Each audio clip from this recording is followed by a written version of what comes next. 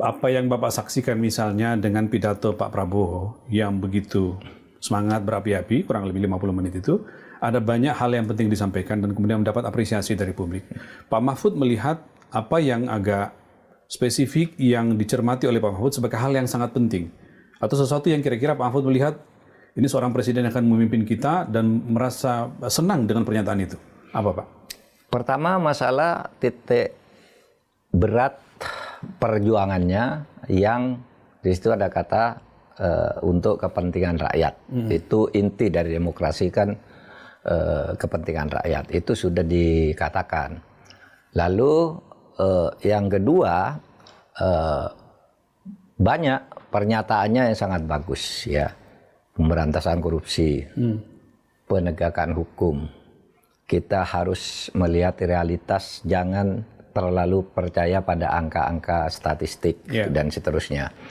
Dan saya menangkap banyak lagi yang bagus-bagus ya, yang bisa menjanjikan untuk perbaikan Indonesia ke depan. Dan itu sebenarnya kalau dilacak ke masa lalu Pak Prabowo, sekurang-kurangnya sejak ikut terjun di dunia politik itu, memang janji-janjinya itu. Penegakan hukum, kemudian memberesi kebocoran anggaran. Memberesi kebocoran anggaran. Nah itu penting tuh, kebocoran anggaran. Tetapi sebenarnya kemudian itu banyak, kalau saya sih enggak, tapi ada yang agak skeptis juga. Kalau itu pikirannya kok kabinetnya tidak menjanjikan sesuatu yang bagus, itu skeptisisme masyarakat. Sebelum ke situ Pak, saya ingin menanyakan dulu kan, concern Bapak termasuk tadi kebocoran anggaran sama pemberantasan korupsi, penegakan hukum. Kalimatnya menarik Pak, kita harus berani mengakui, janganlah kita takut untuk melihat realita ini. Bapak setuju itu? Sangat setuju, terutama yang sebelumnya itu. Jangan takut menghadapi pengusaha-pengusaha yang tidak patriotik. Karena isu yang berkembang setelah ini kan pengusaha-pengusaha hitam yang kemudian menjadi oligarki ya, tidak patriotik, hanya uang untuk uang, asal dapat proyek, asal dapat keuntungan untuk mereka gitu. Itu pengusaha yang tidak patriotik. Nah, oleh sebab itu kuncinya kemudian terletak pada satu kata lagi dari Pak Prabowo, satu narasi, kita harus berani. Dan menurut pengalaman saya yang harus lebih berani itu adalah presiden. Karena begini, kalau misalnya menteri itu tidak beres, satu kementerian tidak beres, lalu ada menteri lain tahu gitu, itu enggak bisa menteri lain tahu gitu, lalu membereskan menteri yang tidak beres atau kurang beres. Itu harus presiden. Itu pengalaman Bapak di pemerintahan? Pengalaman saya begitu. Tidak bisa misalnya saya misalnya minta maaf mengendalikan polisi atau TNI atau Kejaksaan Agung atau Kementerian Hukum dan HAM atau Menpan RB. Nggak bisa orang setingkat koordinator itu. Koordinasi kalau teknis gampang, tapi kalau sudah menyangkut korupsi dan kolusi nggak bisa Pak. Bisa hilang kalau tidak presiden yang turun tangan. Oleh sebab itu harapan besar tadi, ya tadi Pak Prabowo mengatakan kita harus berani gitu. Oleh sebab itu nanti Pak Prabowo harus turun langsung menjadi panglima di dalam pemberantasan korupsi dan penegakan hukum. Karena kalau hanya mengharapkan struktur kabinet, Menko dan menteri-menteri itu akan terulang seperti apa yang Bapak temukan. Akan terulang karena ini kan kewenangan kami kan gitu kan. Menko itu kan misalnya Menko Polkam atau Menko itu kan tidak punya kewenangan pro justisia gitu. Ya kan, sehingga terkadang kita nerobos-nerobos juga. Dan itu sejak dulu terjadi, bukan hanya zaman saya. Kalau saya kan nerobos juga ya. Tidak punya kewenangan, sudah jadi kasus ya kewenangan saya ambil. Nah, tapi tidak semua bisa. Karena ada sesuatu yang sudah terjadi. Lalu ketika sampai pesan itu ke pucuk pimpinan, terkadang kala kita tidak bisa berbuat apa-apa juga. Kalau sana tidak melangkah langsung gitu ya. Nah, jangan sampai lalu dicarikan alasan pembenar gitu kan. Kalau menurut saya yang penting ketegasan, dan saya melihat itu ada di langkah-langkah Pak Prabowo dan pernyataan-pernyataan Pak Prabowo selama 10 tahun paling tidak ikut kontestasi politik. Iya Pak, ada yang khas dari Pak Prabowo itu kalau kita perhatikan narasinya ya. Dia konsisten dalam narasi. Narasi Ya, konsisten. narasi bocoran anggaran, negara kita dijara, klepto bermain dan segala macam. Ya kan? Ya. Itu kan bolak-balik dan itu ditegaskan kemarin. Nah sekarang ketika kemarin berbicara di pidato awal sidang umum itu, dia seakan-akan kita ingin mengatakan bahwa sekarang tiba saatnya dia sebagai presiden dan nggak ada yang bisa menghalangi dia untuk membatasi, menghajar itu semua. Iya. Tidak ada yang bisa menghalangi dia karena dia presiden. Karena itu Pak, rumusnya berarti menurut Pak Mahfud harus Pak Prabowo harus presiden yang harus menjadi panglimanya untuk menangani langsung. Iya. Apa maknanya itu? Kalau tidak bisa langsung untuk kasus-kasus tertentu, Menko-nya diperintahkan. Menko-nya diperintahkan dan perintah itu supaya jelas. Saya perintahkan Menko untuk melakukan ini kan gitu kan. Tidak misalnya isu di luar dibiarkan gitu ya, tidak jangan terlalu standar hanya ini biar proses hukum oleh kejaksaan oleh kepolisian enggak bisa kalau begitu. Kalau sudah tingkat menteri gitu harus ada kendali-kendali atau arahan yang lebih tegas. Tidak misalnya seperti zaman Pak SBY dulu Pak, ada semacam unit kerja presiden yang soal penegakan hukum, tidak perlu itu dibentuk atau bagaimana? Wujud bahwa presiden itu menjadi panglima dan turun tangan langsung itu apa? Iya, turun langsung, perintah langsung. Dia kan berupa presiden. Berupa penugasan, berupa... Tidak harus penugasan tertulis saja. Isu yang berat itu ditanggap, menteri ini, itu enggak benar. Itu dirjen Anda salah, itu di bawah terjadi begini, selidiki, gitu. Saya awasi. Nah, di situ kan ada, saya lihat tadi, ada staf-staf khusus, ada penasehat dan sebagainya. Ada utusan khusus, ada penasehat khusus, ada staf khusus. Nah itu dia, sudah banyak begitu. Begitu presiden bilang segitu aja, lalu dia bekerja dan laporkan ke presiden. Tapi jangan sampai ikut berkolusi juga nih, lapor ke presiden, Pak udah beres gitu kan. Kerap kali terjadi begitu. Saya pengen sebuah contoh Pak, dalam kasus Anda menjadi Menko Polhukam, presidennya Pak Jokowi ketika itu, ada case seperti apa yang presiden harus turun tangan dan menyerahkan tugas itu kepada Mahfud, atau dia sendiri yang mengambil keputusan? Kasus saya kira yang paling gampang itu kasus Sambo ya. Oke. Itu kemudian kasus pelanggaran HAM berat dan banyak kasus Al-Zaitun. Yang presiden membackup Pak Mahfud untuk menangani itu. Dia kan selalu kalau dengan saya sih rasanya tidak ada masalah ya. Di tempat saya kan tidak ada proyek-proyek yang berat ya. Itu proyek penegakan hukum dan korupsi aja. Tapi yang sering kita dengar, ada orang ketangkap, kemudian tiba-tiba tidak jelas ya. Dan terkadang penegak hukumnya gamang gitu.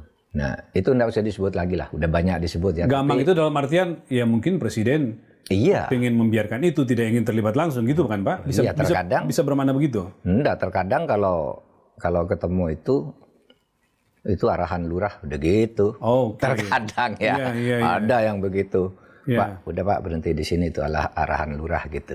Ini mungkin Pak Mahfud sebutkan bahwa rumus pemberantasan korupsi itu ada di tangan presiden ya. Selama ini Bapak mengatakan begitu. Memang ada di tangan presiden. Kalau tidak ada komitmen dari presiden. Kalau ini gagal masih terjadi lagi ya presiden juga yang gagal. Tapi saya percaya kalau melihat pernyataan Pak Prabowo yang narasinya itu konsisten, minimal sejak saya kenal, itu bisa lah diharapkan. Ya, soal konsistensi Pak. Konsisten dari beberapa kali pencalonan presiden sampai ke pidato kemarin dilantik jadi presiden masih keluar. Tapi lalu ketika sudah membentuk kabinet, orang jadi bertanya, seberapa match nih antara komitmen besarnya Pak Prabowo dan banyak hal, soal pemberantasan korupsi, soal sembara dan segala macam, itu bisa dijalankan dengan komposisi kabinet seperti sekarang. Seperti apa Pak Mahfud melihat?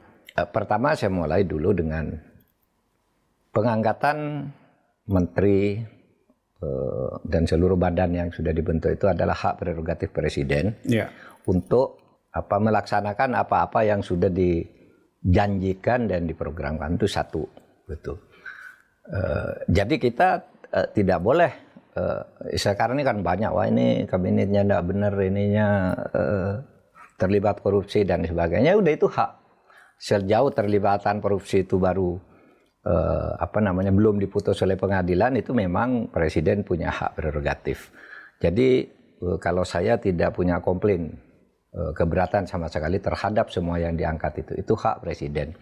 Karena presiden pasti ingin ya, ingin melaksanakan programnya itu dengan komposisi yang dia bentuk. Nah, soal kekhawatiran orang saya paham karena banyak isunya itu dan itu tidak sulit untuk difahami bahwa itu betul. Misalnya ini titipan dari si A, ini dari oligarki ini dari itu, sehingga banyak yang mengatakan ini seperti ini bukan Pak Prabowo sendiri ya, bukan wajah Pak Prabowo kabinet ini, kan gitu kan. Itu banyak yang mengatakan gitu, tapi saya punya pandangan mungkin mencari segi positifnya dari sisi negatifnya. Pertama, mungkin Pak Prabowo akan mengandangkan orang-orang itu di bawah kekuasaannya langsung. Tidak dibiarkan bekerja di luar masuk. Kamu di bawah koordinasi saya sekarang, jangan main-main. Bisa kan begitu? Oke, skenario mengajak mereka masuk dalam kotak lalu dikendalikan oleh beliau. Langsung kendalikan. Oh begitu ya? Karena mungkin ini orang-orang yang dianggap sangat berat, berbahaya gitu, kendalikan langsung. Mungkin, karena kalau sudah presiden mau apa dia? Kan tidak bisa. Lalu yang kedua, munculnya orang-orang baru. Menurut saya itu biasa aja, demi sirkulasi kepemimpinan anak-anak muda, orang-orang baru gitu, kan harus diberi kesempatan, ya kan? Ya seperti saya dulu muncul tiba-tiba diberi kesempatan kan bisa. Ini mungkin dari sekian banyak yang baru ini mungkin saja banyak yang bisa kita lihat aja, karena terkadang orang itu dibimbing oleh alam, dibimbing oleh pengalaman lalu jadi gitu. Sehingga bisa ya kita beri kesempatan, tidak usah dihujat dulu siapa yang masuk, siapa yang tidak masuk. Kita lihat nanti sesudah sebulan atau 3 bulan lah ya, 100 hari ya. Nah, kita akan lihat. Meskipun begitu tetap kita harus mengkritik terhadap setiap kasus, setiap kebijakan yang sifatnya sektoral gitu ya. Tidak pada rezimnya dulu. Kalau sektoral itu ya, Pak Menteri ini bertingkah seperti ini sih, itu kritik aja. Tapi saya ingin mendalami dulu Pak, apa yang disampaikan oleh Pak Mahfud, saya men-challenge nih kira-kira ya. Bapak mengatakan, ya silakan saja dulu hak prerogatif presiden untuk memilih orang termasuk yang pernah muncul dugaan korupsi. Saya ingin mengatakan Pak, ini menjadi concern publik juga. Misalnya beberapa nama di tingkatan Menko saja, ya ada 3 nama yang pernah rame dibahas, pernah terkait korupsi. Misalnya dugaan korupsi nih, misalnya waktu itu Pak Muhaimin Iskandar kenceng sekali Pak. Lalu ada Zulkifli Hasan, lalu yang terakhir ini Pak Airlangga. Pak Yusril juga dulu kan sudah sempat juga. Nah ada beberapa Pak, di tingkatan Menko saja ada beberapa yang sempat dibahas atau sempat dikaitkan dengan dugaan korupsi. Lalu di Kementerian Teknis ada nama seperti Pak Bahlil Lahadalia yang pernah dimasalahkan, diangkat di beberapa media di majalah Tempo. Kemudian di tingkatan Wamen ada Profesor Edi Hiarij dan segala macam. Nah, bagaimana orang bisa mempercayai bahwa keputusan-keputusan yang diambil itu tidak akan mengamankan posisi mereka sehingga dia tidak akan efektif bekerja? Iya, mungkin Pak Prabowo berpikir saya tidak perlu kepercayaan orang dulu, kan gitu kan? Artinya begini, secara hukum mereka memang boleh diangkat, tetapi memang secara moral dan kesan publiknya juga kurang positif. Tapi itu terserah Pak Prabowo aja kan. Masyarakat sudah tahu siapa yang terlibat kasus apa. Siapa yang nampak direkayasa, siapa yang nampak memaksa untuk bebas dan sebagainya. Itu masyarakat sudah tahu, terutama pegiat-pegiat hukum. Ya sudah, gitu. Itu kan kita tidak bisa juga minta Pak Prabowo agar tidak mengangkat mereka, kan tidak bisa. Nah, maksud saya gini Pak, dalam pengalaman Anda di pemerintahan, tidakkah integritas seseorang itu, ya baik buruknya atau kadar bersih tidaknya itu berpengaruh pada efektivitas keputusan yang akan ditempuh maupun yang mereka jalankan? Oh iya, sudah pasti. Pasti berpengaruh. Sudah pasti berpengaruh. Nah, itu pertanyaan karena saya. Kalau misalnya orang sedang disorot, apalagi sedang ditangani oleh aparat penegak hukum, itu selalu mencari cara untuk selamat, dan mencari untuk selamat itu kadang-kala melanggar hukum itu juga, dia, melanggar Pak. etika, melanggar moral. Bagaimana? Iya. Bayangan kita seberapa efektif? Pertanyaan Anda ya sama dengan pertanyaan publik, tapi jawaban saya secara normatif biarkan saja tuh. Itu wewenangnya Pak Prabowo. Dan saya punya dugaan Pak Prabowo nanti akan mengambil langkah-langkah yang menyenangkan rakyat atau memuaskan kebutuhan rakyat akan tata politik dan tata hukum yang benar pada saatnya. Kan sekarang dia masih harus melakukan hal-hal untuk keseimbangan ya, untuk political trade-off saya kira tidak bisa dihindari, tetapi menurut saya kita tunggu saja. Saya kira 100 hari pertama kita akan tahu mana badan-badan yang diperlukan, mana wamen-wamen yang diperlukan, gitu ya. Dari begitu banyak itu, nanti biar mereka bekerja semuanya 100 hari memberi kontribusi apa tidak. Dari sisi pemberantasan korupsi, penegakan hukum, dan menghilangkan kebocoran seperti komitmen besarnya Pak Prabowo, di mata Pak Mahfud, apa yang mendesak Pak untuk ditangani? Katakanlah dalam 100 hari pertama, di sisi penegakan hukumnya, di sisi pemberantasan korupsinya maupun menutup kebocoran. Apa yang paling mendesak untuk segera ditangani oleh Pak Prabowo? Pertama dulu, penguatan lembaga penegak hukum. Penguatan lembaga penegak hukum. Karena terkadang masalah-masalah hukum, terutama kasus pemberantasan korupsi, political trade-off-nya terjadi di situ. Saling ancam, saling sandera, dan sebagainya. Terkadang perkara itu menjadi macet. Yang sudah ada di urutan nomor 1 pindah ke bawah. Gitu. Sehingga sampai bertahun-tahun tidak ngangkat lagi, meskipun statusnya masih dalam sangkaan. Itu dulu yang harus dibenahi? Saya kira itu dulu. Harus diberi penguatan. Kepada, misalnya KPK. Itu yang isu di luar yang menjadi rahasia umum. Ada seseorang udah tersangka gitu. Ketika misalnya komisionernya sudah rapat bahwa ini harus tersangka, nggak jalan. Saya dengarnya dari KPK sendiri, dan itu juga pernah dinyatakan terbuka oleh KPK sendiri kan, bahwa nampaknya bawahan-bawahan kami ini tidak tunduk pada kami, karena itu kan yang dikatakan oleh KPK.